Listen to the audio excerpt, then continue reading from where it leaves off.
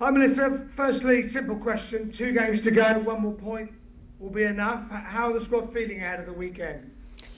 To be fair, I think it's more than a point required. Obviously, one more puts us at a separation of 6, and Reading have 2 games to go yet. The squad are in great shape. It's been a beautiful week down in Brighton and a fantastic week of training.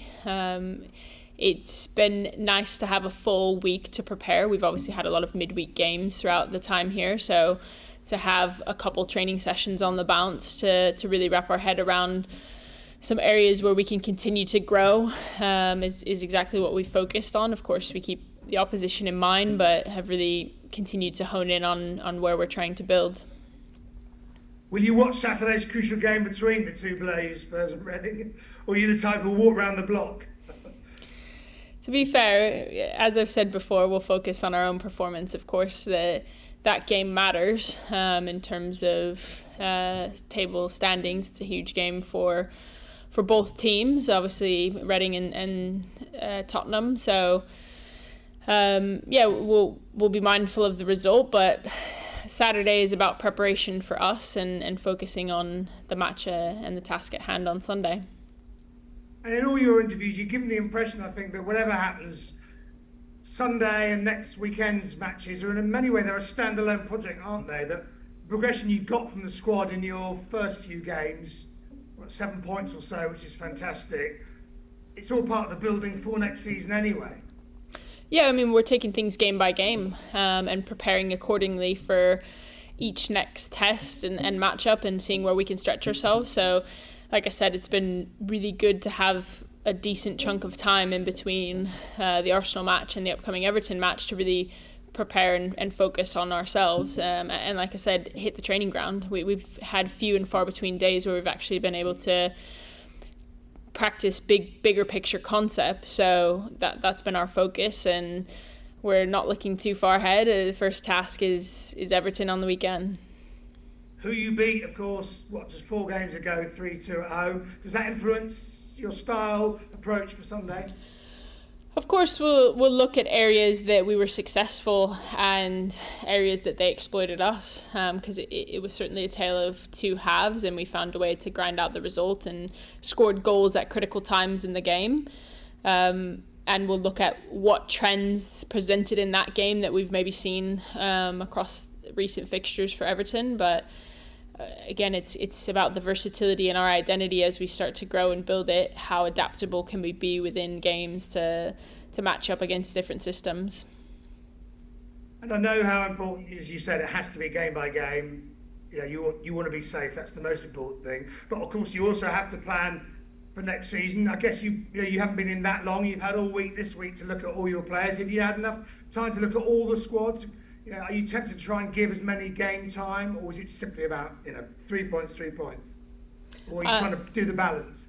To be fair, I don't think I've ever sat in this seat and said it's all about 3 points. It's about the performances, and it's about how we're measuring ourselves and making sure that all players are prepared for their moments and seeing who executes the best in a week's training to be able to put in the performance required on the weekend. So for us, it's more of a performance focus than it is a results focus. And of course, we think longer term and we want to see everyone as much as we can, but ultimately there's still a task at hand. And finally, for me, are you still seeing this impression and progression and impression from the players? Are you really happy with what you're getting and what they're giving you in a difficult circumstances?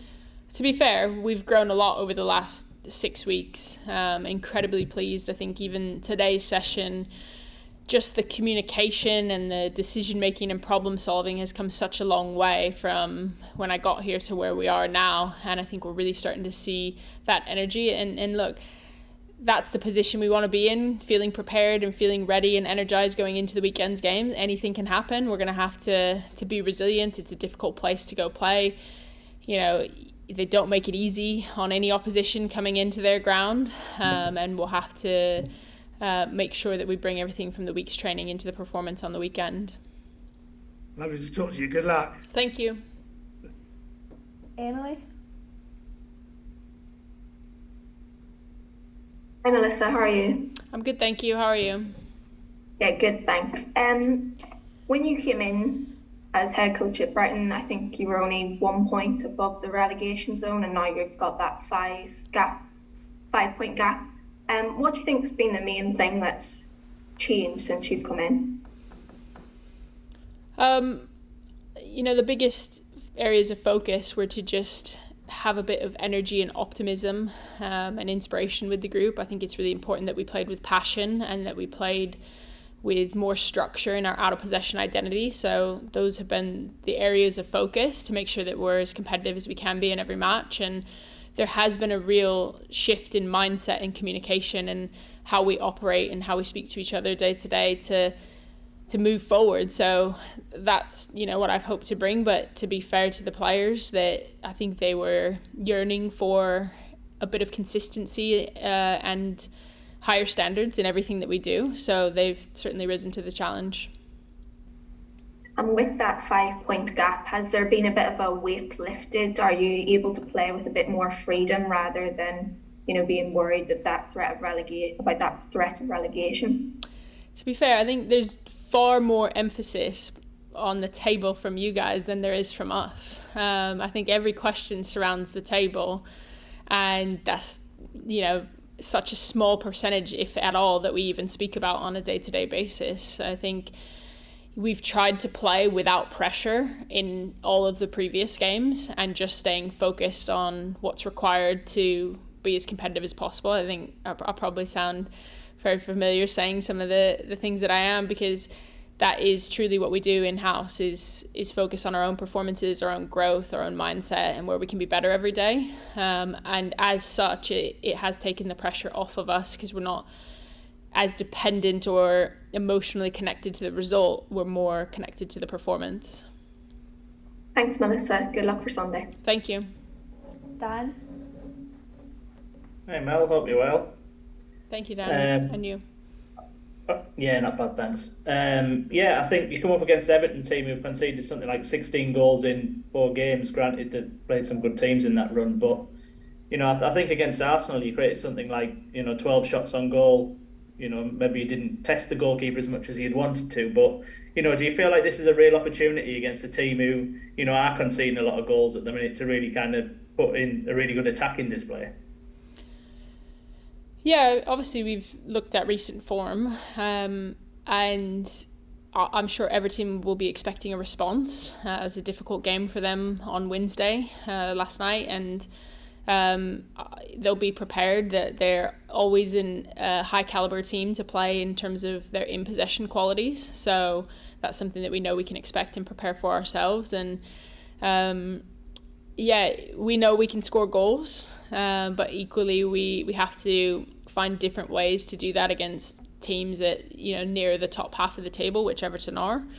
And we have to be really robust behind the ball, which is something we've focused on all along. But yeah, we'll look at areas we can exploit them and areas that we need to be prepared for ourselves in terms of how dynamic they are and adaptable they are within multiple systems, and very fluid to change between them throughout games. So I think all these things factor into our preparation.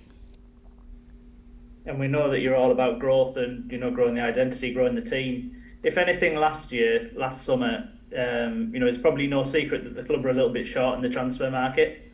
So how kind of confident are you going into the summer, I suppose, that the wheels are turning, if you like, and that hopefully you're going to be really successful in what you want to do? Yeah, of course. We have our eyes ahead on the summer and are preparing for the transfer market and recruitment, etc. But ultimately, the focus will be on the next 2 games until we really properly shift to that. Not looking too much into the past, but more looking about where we want to go and the direction that we want to build to. And I think I've said it all along, Brighton's an incredible platform and a place with unbelievable facilities and infrastructure to support an elite professional environment. And I think the ambitions are there as well. So it's attracting people who have like-minded ambitions as the club and that are the right fit both on and off the pitch for us, that we can really continue to build the squad around. I think this is a certainly a long-term project, but we also want to be far more competitive going into next season than we maybe or have been so far this season. That's brilliant. Thanks, Mel. Best of luck for Sunday. Cheers. Thank you. Chris? Hi Mel. She's been on fire recently, so have the bids started coming in yet from other clubs for Elizabeth Terland? She's definitely been in good form, and right now we're focused on her next performance and her continued growth with the club. So I just want to ask about the role of experienced players in the squad since she came in, the likes of maybe Tori Williams, especially when those players maybe aren't starting. How important have they been? And were there any sort of conversations early on to say you might not play every week, but you can still make a huge difference in what we're aiming to do this season? Yeah, I don't think it's my job to forecast with players that they might not play. They'll always have the opportunity if the performances warrant that position come the weekend. And you know, a player like Victoria Williams, who's been a mainstay at Brighton and is a club captain, knows that her role as a human being and as a character is far bigger than any role that you might be in or out of on the pitch. And that's very much the sentiment throughout the squad, that it's more important to me that players add value as people than it is that they add value as a footballer. And of course, results matter, but when you have a group of people in the dressing room who are in a good place, that is a competitive environment where they feel they're growing, they're going to find different ways to add to the culture. And that's something that, you know, credit to Trev, despite minutes on the pitch, has always been incredibly impactful with how vocal she is of where the direction of Brighton women's football goes, but in support of her teammates as well. So when we talked last season, Mel, at London City, you mentioned getting involved with putting up IKEA beds sometimes for players who'd signed. So has there anything been similarly above and beyond since you came to Brighton, or has that kind of side of it subsided now? You got a good memory, don't you? That will always be me as a coach. I'm always going to go above and beyond. I think it's all well and good to have this beautiful building and facility that we train at, but it's a matter of how you use it and how you maximize your resources, and that's very much a mindset that we need to have as staff and team, is that we're making use and making the best of all of the resources that we do have to maximize performances. Yeah, just one final question, Mel. There's obviously things that maybe aren't directly transferable between the women's and the men's teams at Brighton, but you've been studying the game most of your kind of adult life now, and when you have a coach as unique as Roberto De Zerbi at the same club as you and all those exciting players, have you been able to observe anything that they're doing firsthand, or any of their players who've kind of specifically come over to watch or talk to you? Yeah, I think first and foremost, credit to our men and the season that they're having. You know, on the cusp of a very historic season, and has been a brilliant one thus far. And I think it certainly embodies and represents the ambition of the club from within. You know, the support of our chairman and our board of directors, and then the directors, and the direction that they want both the men's and the women's side to go is incredibly exciting. So the best part about this club is how they truly do want the women's team to be successful. And yeah, there are shared resources, there are conversations and shared philosophies around our processes and how we operate and what makes a team successful, and things on the training pitch as well. So we really do have access to a lot of resource to build and add value to what we're doing on the women's side. Thanks, Mel. All the best. Thank you. And just yourself, Tom. Hi, Melissa. Really nice to speak to you. I hope you can hear me okay. Thank you for your time. I only have the one more question from some really interesting topics that have already come up. Just wanted to ask you about your opponents at Everton, if that's okay, because I'm really struck by how much they've tried to play out from the back in the last few months particularly. And I just wondered how you approach playing a team like that, who are going to try and pass their way through you, and just sort of how well equipped you think your team are to counteract that. Yeah, I think if you look at the previous encounter, we chose to high press them in that match at home, and I do think we rattled them from playing out of the back while they still had opportunities to expose us and get out of their half. It certainly presented a problem. they made adjustments at halftime, came out in a different shape, and that's something that we'll have to consider and adapt to, because as I mentioned before, they're quite fluent in being able to ebb and flow between multiple shapes. So it's something that we'll have to recognize and take into account of where we can still put our stamp on the game. I think an area that we've been really good at is attacking transition, and it's probably refining that of what transitions we go direct to goal with and what transitions we look to value the ball and maintain possession for longer stints. So I'm sure they've learned a lot about themselves in playing out of the back and where they've been successful. You even watch against the likes of Arsenal in the week, and they're staying true to their identity. You never know what an opposition will bring and how they'll change on the weekend. All we can do is prepare for some of their trends and how they've played in recent weeks, and they're very competent in that aspect. As much as they stick to it, they still have a high degree of possession when you look at, despite some of their results.